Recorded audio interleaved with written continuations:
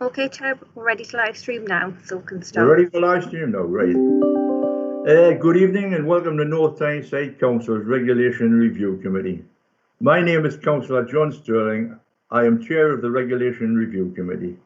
This meeting is being streamed live on the Council's YouTube channel to enable members of the press and public to observe the meeting, and I welcome anyone who is watching.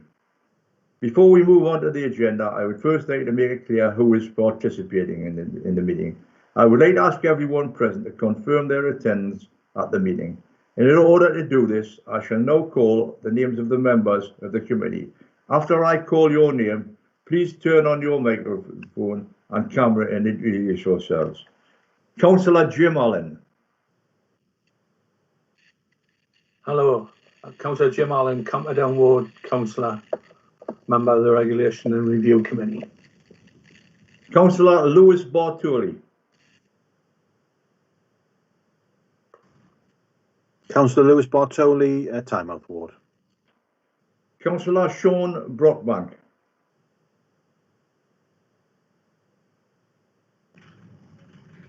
Chair, I'm not sure that Councillor Sean Brockbank has joined the meeting as yet. Yeah, well, wait. Councillor Debbie Cox. I know Debbie's here. Hi, Chair. Councillor Debbie Cox for Collingwood Ward. Councillor Judy Cruddas. Councillor Julie Cruddas, representing Battle Hill Ward. Councillor Eddie Dark. Eddie Dark, Long Benton Ward. Councillor Kath Davis. Councillor Kath Davis, representing Preston Ward. Councillor John Hunter. I haven't seen him, man. Yeah, Chair, I'm not sure that John Hunter is. Well, give him time, he might come in later.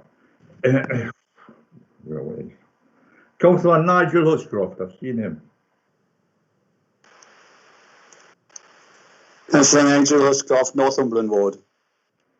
Councillor Gary Madden, but Gary's, I think he's given his apologies, having trouble with his technical equipment. He may be joining us later. Councillor Maureen Madden. Councillor Maureen Madden, Howden Ward. Councillor Janice Moore. Janice Moore, Councillor on Camperdown Ward. Right. Councillor Tommy Mulvenna. Tommy Mulvenna, Valley Ward, Councillor. Councillor John O'Shea. John O'Shea, Whitley Bay Ward. And Councillor Alan Percy is having trouble with his equipment as well. He hasn't, his computer's in IT getting fixed. Okay, can the officers in attendance introduce themselves? Councillor Stephen Ballantyne.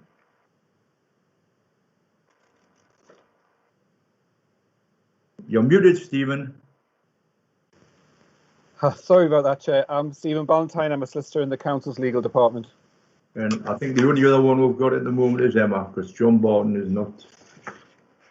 Yeah, good evening, Emma Fagan from Democratic Services Department. We also have other officers joining the meeting to provide technical support and cover in the event of connections being lost. To ensure that the meeting runs smoothly, can I remind participants, please turn off your microphone and camera when you're not speaking. Only speak to when invited to do so by me, and activate your microphone and camera before speaking. If any member or officer wishes to speak, please use the hand raised button as or alternative the chat facility. We shall now begin to deal with the business set out on the agenda. Apologies for absence. Well, as I said, I've got one, Alan Percy. Yeah, so Chair, thank you, Chair. That's apologies for absence from Councillor Alan Percy and Councillor Gary Madden. Yeah. Thank you. Item 2, substitute members. Have we any substitute members? Emma? Thank you, Chair. No, I have not been informed of any substitute members. Right. Do any committee members have declarations of interest that they would like to declare in relation to items on the agenda? I have none. I take it that's no. We are asked to confirm as a correct record the minutes of the last meeting held on the 9th of January 2020, and note the minutes of the panels held on the 16th of January and 13th of February, the 19th of March, July the 16th, and the 27th of August and the 8th of October. Unless any member now indicates otherwise, I shall take it that the minutes are confirmed and noted. All right. Item 5. Can I invite Stephen Ballantyne to present the report? The members of the committee will have an opportunity to ask questions following the presentation from the officer. Okay, Stephen. Thank you, Chair. This is the usual report that I bring every year to this committee in relation to the Council's policy concerning covert surveillance. And in accordance with the codes of practice applying to what is called the Regulation of Investigatory Powers Act, or RIPA for short, the authority's policy is subject to annual review. A copy of that draft policy is attached to Appendix 1. The purpose of today is to ask the Regulation Review Committee to consider the policy attached to Appendix 1 and to recommend it for approval by Cabinet at its next meeting on the 30th of November. The current policy was approved by Cabinet in November 2019, and the policy, as you'll see in front of you this afternoon, is the draft for next year. And what I would say is that members will have already spotted there's very little change to this policy from the previous policy, because the policy is in essence fit for purpose. What I would draw members' attention to in the report, which you have all had, is at paragraph 1.3.4, starting on page 22. The authority has been subject to external inspection of its use of covert surveillance and the policies and procedures that it has in place in relation to that. And that inspection was undertaken by the Investigatory Powers Commissioner's Office. We received a virtual online inspection on the 7th of September of this year. And the purpose of that inspection, as I have explained, was to examine our policies, procedures, operations and the administration the authority has in place in relation to its use of direct surveillance and covert human intelligence sources. And they're the two forms of surveillance that we're allowed to undertake. The outcome of the inspection was extremely supportive of the authority's actions in how we manage our responsibilities under RIPA. A small number of recommendations were made in relation to the information that is provided to officers in the Covert Surveillance Employee Handbook to update it and to provide further clarity. That handbook is available to officers for reference and guidance purposes in relation to the use of RIPA and covert surveillance, and it's published on the authority's internal intranet web pages. The update of the handbook is underway, and that's something that I'm doing personally, and we upload it onto the intranet as soon as possible. A further recommendation was made in relation to training. The inspector recommended that the authority undertakes training, as it has done in previous years, a training and familiarisation process for officers who may undertake covert surveillance as a part of their role. The training will include all members of the senior leadership team, and the training will be delivered by officers from the law and governance function, principally myself, because I coordinate and oversee the use of RIPA and covert surveillance by the authority.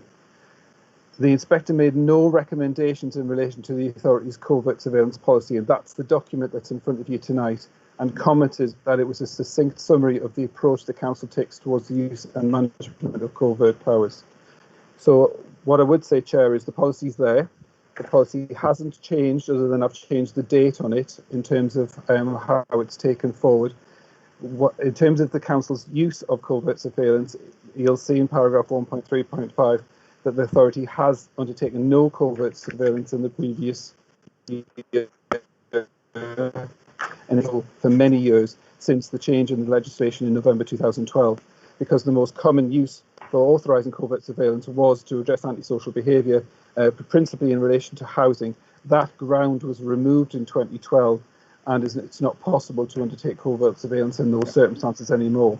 In addition to that, the law was changed to define what was able to be what could be used to undertake covert surveillance, and it's subject to a serious crime test, and that means that if we undertake surveillance, the outcome, if we ever succeeded in bringing a prosecution, would have to result in a crime punishable with a maximum term of at least 6 months of imprisonment. Now, or it relates to offences relating to licensing and the sale of tobacco and alcohol to children.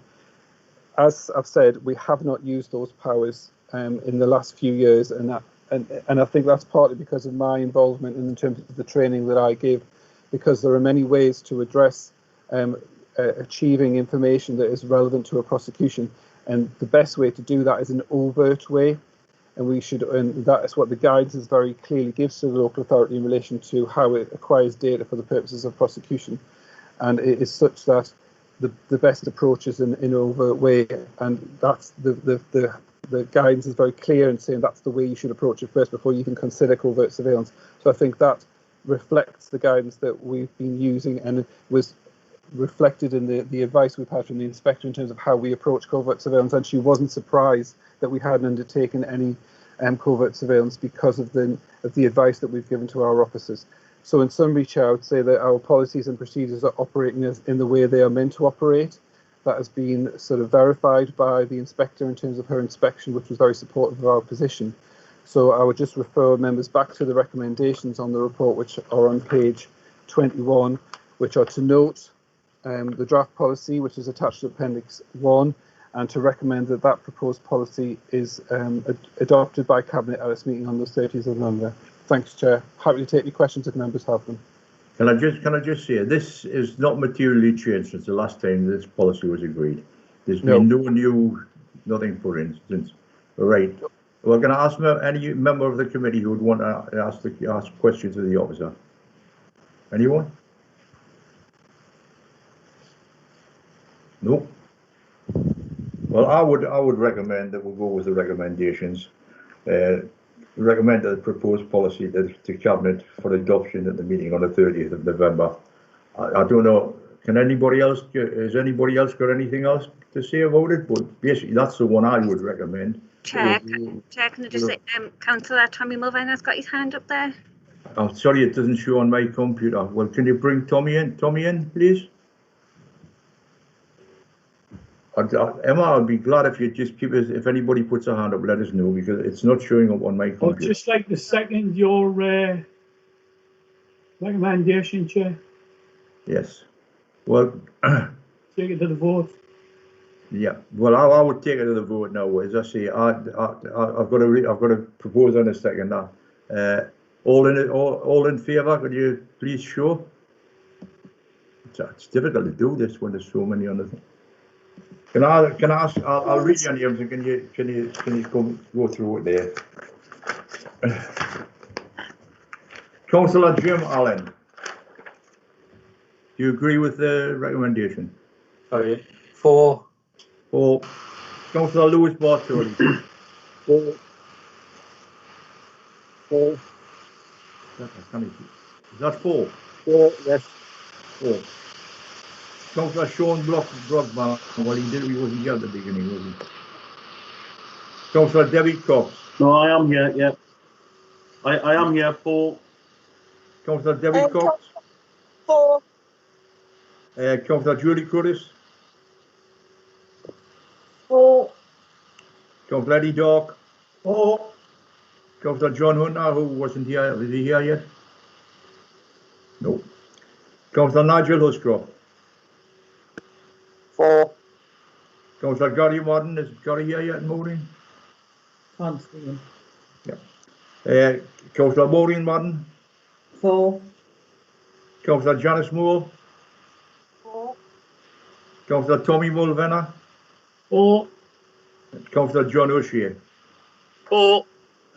Well, I think that's pretty unanimous for everybody who's got a Chair? vote. I'm 4 as well. You didn't call my name. Did I miss you? I'm sorry about that. You did, yes. Okay, thanks. I think it's pretty unanimous anyway. I think it's Chair,